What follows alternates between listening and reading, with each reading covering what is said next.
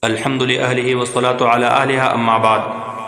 کیا یہ کرایہ کی مشینری، لوکل گاڑیاں اور شخصی مشینریاں، یہ کرایہ کی دکانیں، کرایہ کے مکانات، کیا ان چیزوں پہ زکوٰۃ، قربانی، صدقۃ الفطر وغیرہ واجب ہوں گے یا نہیں؟ زکوٰۃ تو ان چیزوں پہ واجب نہیں ہوتی، کیونکہ زکوٰۃ کے لیے مال نامی کی ضرورت ہے، نقد رقم ہو یا مالی تجارت ہو، سونا چاندی ہو، ایسی چیزوں کی ضرورت ہے زکوٰۃ واجب ہونے کے لیے۔ کرایہ کی چیزیں اور شخصی چیزیں، ان چیزوں پر، ان اموال پر زکوٰۃ واجب نہیں ہوتی۔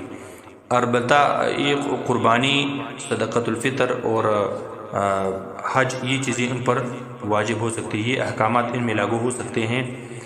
اس کی تفصیل یہ ہے کہ اگر ان کرایہ کے مکانات، دکانات اور لوکل گاڑیوں کی جو آمدنی ہے، یہ آمدنی اگر سالانہ ضروریات سے زائد نہیں بچتا، بلکہ سال کے اندر بنیادی حوائج اصلیہ میں اور نفقہ اور خرچہ میں صرف ہوتا ہے، اور اس آمدنی کے علاوہ کوئی اور ذریعہ آمدنی کا نہیں ہے، تو پھر یہ کرایہ کے مکانات، یہ مشینریاں، لوکل گاڑیاں، یہ حاجت اصلیہ میں داخل ہیں، اور ان پر نہ زکوٰۃ تو بہرحال واجب نہیں ہوتی، قربانی اور صدقۃ الفطر بھی واجب نہیں ہوں گے۔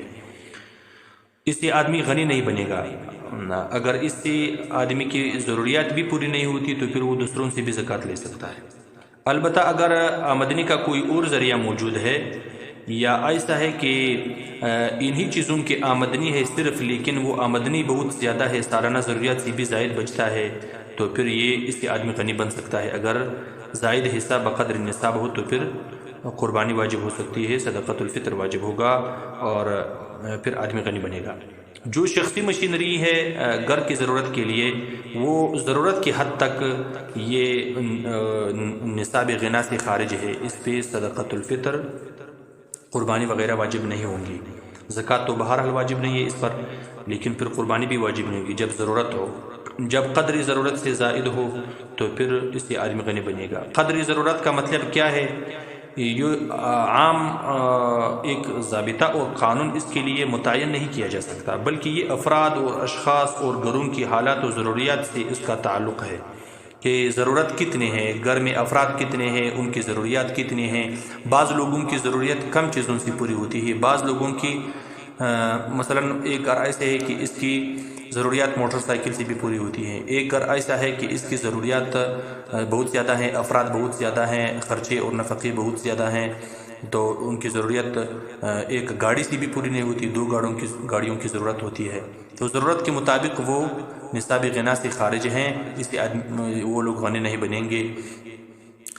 اسی طرح مثلا گھر میں دودھ دینے کے لیے، چائے کی دودھ کے لیے یا لسی بنانے کے لیے گائے کی ضرورت ہوتی ہے۔ ظاہر ہے خصوصاً ہمارے پہاڑی جو علاقے ہیں، ان میں اس کی بہت ضرورت ہوتی ہے۔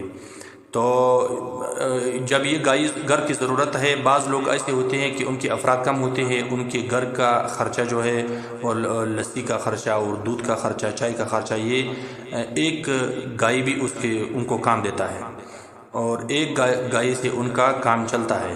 تو ایک گائے سے ان کی ضرورت پوری ہوتی ہے، دوسری گائے اگر موجود ہو دودھ کے لیے، وہ نصاب غنا میں داخل ہوگا، اس سے وہ لوگ غنی بن سکتے ہیں۔